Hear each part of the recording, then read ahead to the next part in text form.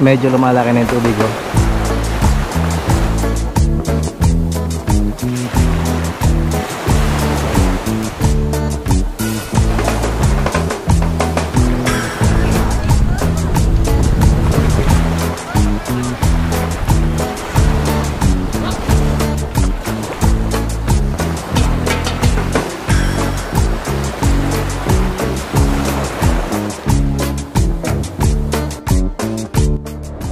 Ayun, ay malita tulay. Ops, tigil lang tayo. Wala naman tayong nasa likodan. Wow. Ayun, doon kami nagpunta ni Mami dati. Ayun, oh. Yun sa may, kung hindi ako nagkakamali ha, doon kami sumakay ng balsa papunta doon sa may unahan ng dagat. Kita nyo sa mapa mga part. Andito tayo. Ang kulit naman ng mapa. Ayan, nandito tayo, tapos yan dagat na yan, oh. Diretso tayo. Saneyas Beach, saan ka?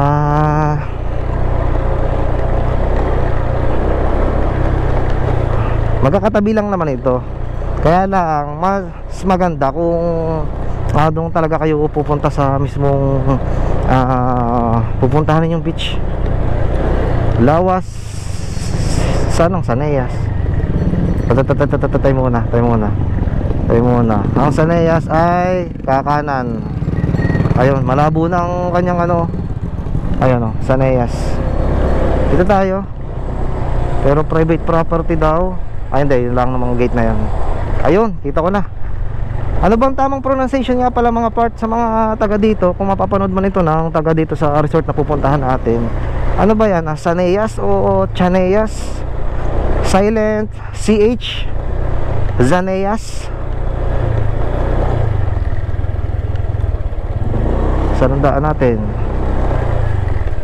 Ayun, dito. Yun, Lawas Seaside. O, dito lang tayo. Dito ang tinuturo, Saneyas. Ayan. Adventure to mga part. Ayos dito, ah. Madaming pasukan, pero ang alam ko dito lang tayo magpapanapanagpo sa pinakadagat. Kasi halos lahat ng nadiyan sa may tapat na yan, sa labas, sa pinakadagat, ay ano na, mga beach. Wow, ang ganda naman. Oh, may maganda doon ako nakita. Grabe naman sir, ang ganda dito. Lagoon.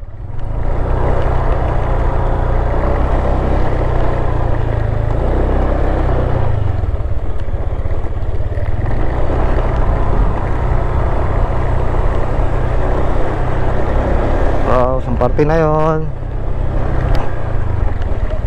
Medyo maaga pa tayo. Ang usapan namin ay 8 AM ako. Dito pa. Akala ko dito na eh. Kaliwa pa tayo.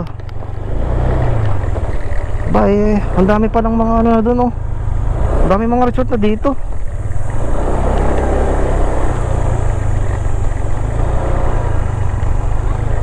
Sandaan dito. Tama kaya? Magtatanong tayo din kay ate. Ate, pwede po magtanong, saan po ang daan papuntang Saneyas? Ay, ayan na doon po. Thank you po. Opo.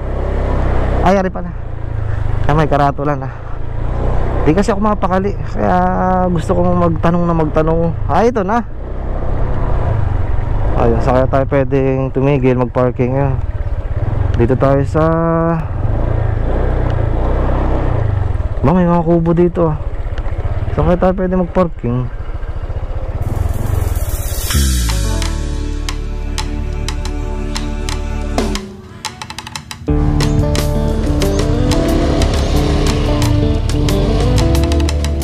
Ayun, matapos ang ilang minutong parang naliligaw tayo dahil ng Google Maps. Pero mas magaling pa din yung mga part yung nagtatanong-tanong sa mga lokal.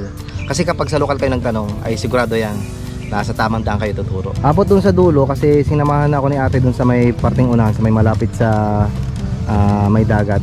Abot dun pwedeng pasok yung motor. So sabi ko ay dito na lang ako sa malapit sa pinaka gate o pinaka entrance para maya maya ay madali tayong makaka-exit madali tayo makakalabas. Dahil baka hindi natin masabi kung dadami ang mga sasakyan, baka maipit ang ating motorsiklo, hindi agad tayo makalis. So ito, katabi ng mini truck ang ating motorsiklo na si Blossom. Tapos napaka presko dito, puro puno ng niyog. Kapag magpa-parking nga pala kayo mga part, huwag kayong magpa-parking sa ilalim ng puno ng niyog, dahil baka may bumagsak na buko o kaya yung mismong pinakaniyog ay siguradong bingaw ang inyong mga sasakyan. Ano pa dumadating? Siguro mga taga dito din. So yun, wala nang paligoy-ligoy pa mga part. Medyo mahaba yung ating biyahe kanina. At ayun, diretso na agad tayo sa may unahan.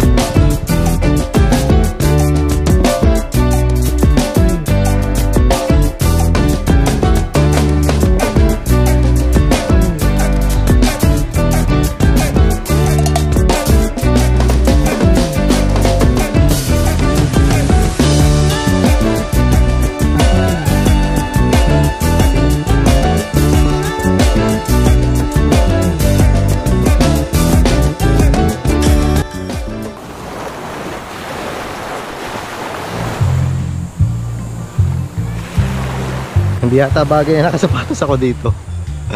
Sabi.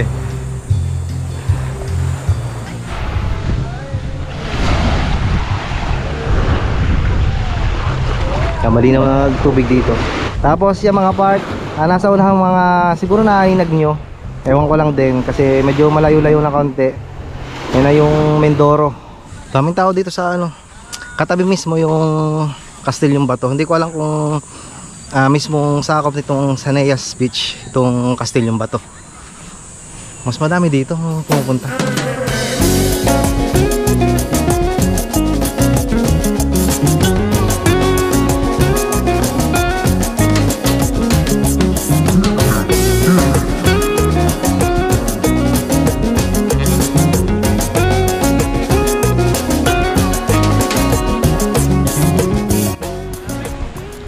Mas maganda pala dito, malilom sa umaga.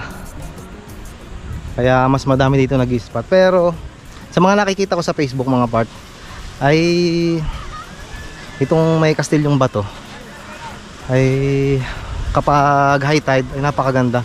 Pero kati ngayon, low tide, kaya medyo maliit pa yung ang kanyang tubig. Hindi ako nakapagdala ng tsinelas. Pero ayos, maganda ang place. Ang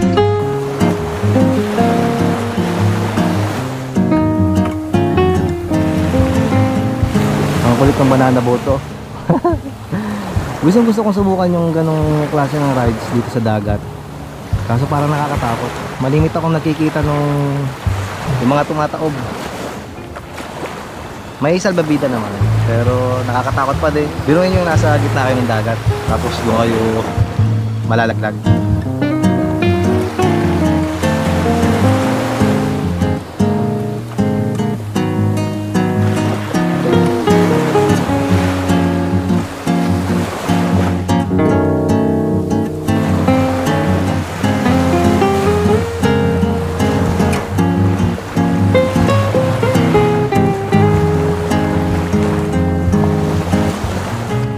Gusto ko dito sa akin na pwestuhan kasi nga kagaya nung sinunod nating vlog sa may Mabakong, tamang entrance fee lang aking binayadan. Hindi na ako nag-cottage kasi mabilis nga lang tayo. Kagaya nito ngayon, ganoon din ang ginawa ko, nag-entrance din lang ako. At sabi ko dun sa nakausap ko ay gilid-gilid lang, napakaganda na. Kaysa sa rerenta tayo ng kubo. Magkano ba naman ang kubo? Kababa nata 700 or 500 pinakamababa. Tapos maya maya naman alis din tayo. Napakaganda dito, nasa ilalim ng puno ng aroma. Okay na naman, hindi masyadong mainit. Tapos ang kagandahan pa niyan, nasa harap tayo ng dagat. Tubig lang ang baon. Let's go.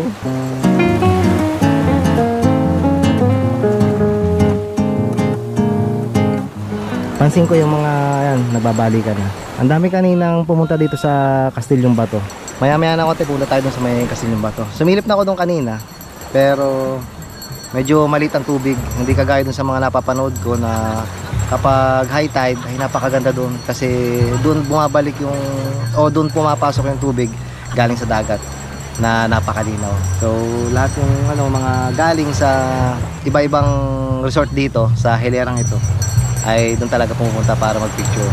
Kumbaga ito yung pinaka anong tawag doon?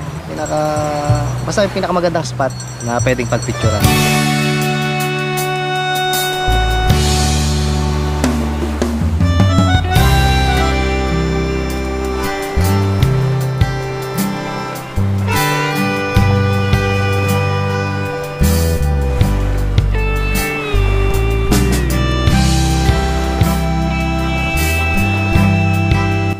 Kabot kaya yon.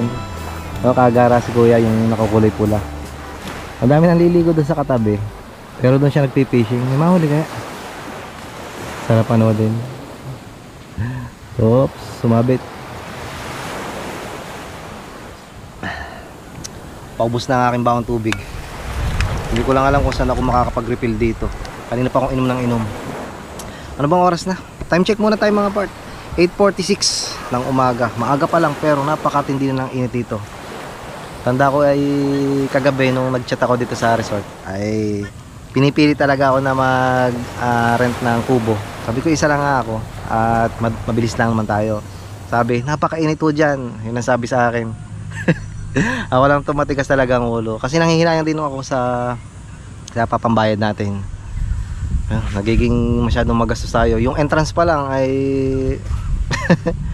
di ko alam kung saan palagi kukunin kung puro mga beach itong ating mga pupuntahan kada nagbablog tayo. So yun nga, ramdam kong init ngayon. Pero maganda naman at mahangin. Tapos may mga naman tayo, may mga tawag dito, may mga nasisilungan. Nakahuli si kuya, meron nga. Bilis kuya. Kita ko yung isda. Barakuda siguro yung pahaba. Hindi ako makatis. Mahilig talaga ako sa fishing. Hindi naman pag-fishing itong ating dinayo dito. Nakita ko lang si kuya, hinahuli. Titingnan ko kung lalapitan ko. Maganda pala kung makauna ka dun sa spot na yun, sa may gilid. Ang alam ko yung kabila lang yung bundok na yan mga part. Ayun na yung Submarine Beach Resort.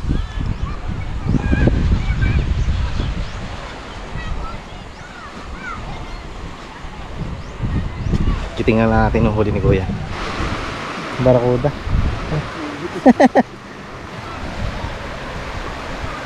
Ang galing.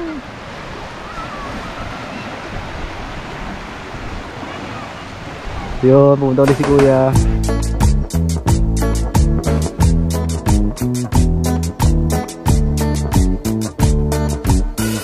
Grabe yun. Hindi ko alam kung itong mga kadamihang tao dito mga part ay dun sa kabilang resort, yung Submarine. Yun o. Kanina kaya dun sa itaas na yon meron parang pinakabakod. Kung titingnan sa Google Maps ay katabi lang nitong Kastilyong Bato yung Submarine. Oh, ang daming mga naka-tent. Mas masarap pa may dyan sa malilim na yan o. Simula umaga hanggang pahapon, okay na okay. Oh.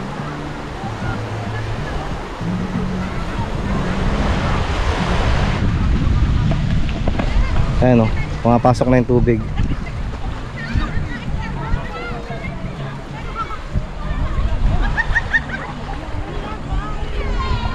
Ang sarap dun sa ilalim na yun o.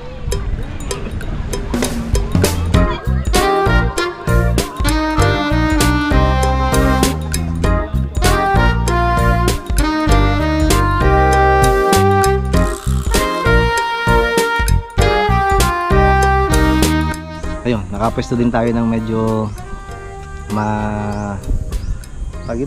malilom-lilom. Pero maya maya siguradong mainit na dito. Ito pala yung dulo itong Kastilyong Bato. Ayan, may mga bakawan.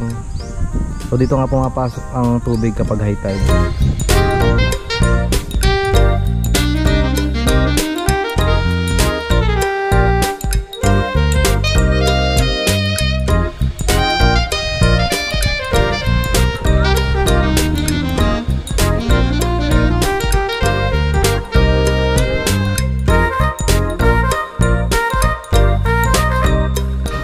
At ayun, lumayo na tayo dun sa may Castellong Bato.